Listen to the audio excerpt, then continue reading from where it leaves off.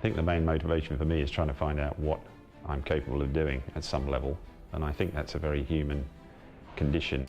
He's been recognised with an Order of Australia, traversing the globe, pushing the boundaries of human endurance time and time again.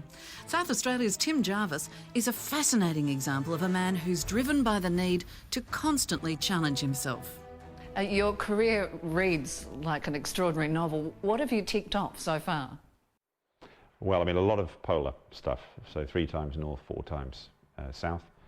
But I also do a lot of stuff in the jungles of the world, climbing. I routinely go to the Andes. It's less crowded than the Himalaya, quite frankly, and I really love the isolation of it all. And of course, in this country, I've crossed a lot of the deserts. But, you know, I love it out there. It doesn't matter what the environment. In 2007, Tim recreated Sir Douglas Mawson's famous Antarctic journey, which became marked by controversy and tragedy. Well, that was a very tough, very, very tough expedition. He was trying to retrace exactly what had happened to Douglas Mawson 100 years ago, back in 1913, where both his colleagues died. And ever since that time, there'd been more than a certain amount of speculation about whether he might have had to eat the second guy who died in his arms to make it, just to physically have enough food to do it. So I did the expedition on the food that he said he had without eating anyone. And I'm pleased to say I could do it with the food that he said he had, and I think, you know, therefore to my mind, we proved he didn't eat anybody. With what you've put yourself through, have you actually confronted death? Yeah, there have been a number of occasions where I really thought that's it. Crevasse Falls, my South Pole expedition, I lost the guy I was with in a blizzard. He had the tent. You won't survive unless you can find him and find the tent. And the only way I could keep alive was essentially to keep moving. Now your next adventure, and this time you're actually recreating the journey of Shackleton. Yeah, I mean, it's a journey that Shackleton didn't want to do. His intention was to cross Antarctica on foot, and it all went wrong when his ship was crushed in the ice before he even managed to get off and get onto the land.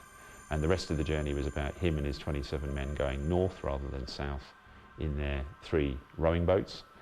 And they got to a nearby Antarctic island, left most of the men there, and he took the most seaworthy of the rowing boats, and together with 5 men paddled that and sailed it with a primitive sail across the Southern Ocean to another remote island.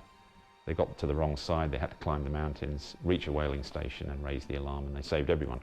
And it was Edmund Hillary described it as the greatest survival story of all time. But why would you want to go out and recreate what Shackleton went through? Well, for me personally, again, it's about the challenge, and this is very different. Normally I'm pulling sleds across the high polar plateau, 10,000 feet, 3,000 meters up. This is an ocean journey followed by quite a technical climb across some mountains, so it's quite different and a different challenge for me.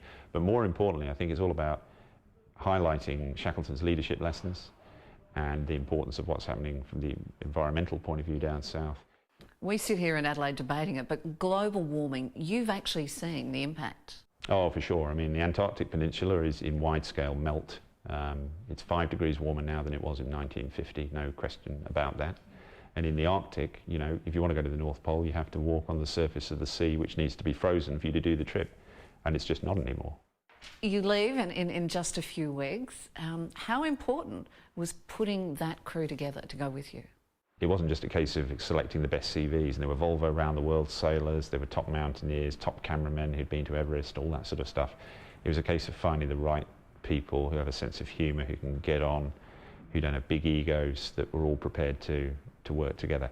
How can we at home follow the journey as you go?